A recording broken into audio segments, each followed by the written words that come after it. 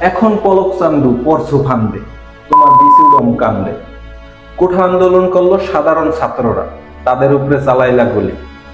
আবার এক সপ্তাহ নেটওয়ার্ক বন্ধ কইরা না জানি কত মায়ের বুক করলা খালি।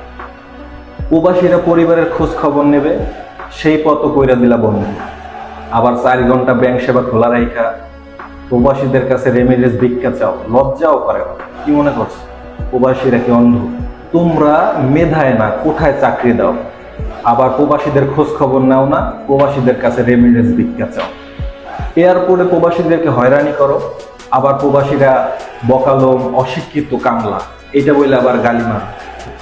এখন পলক চান্দু পরশু ফান্দে, তোমার বিসিউডম কান্দে। সব প্রবাসীরা এখন অন্তত 6 মাস পরে টাকা পাঠায়।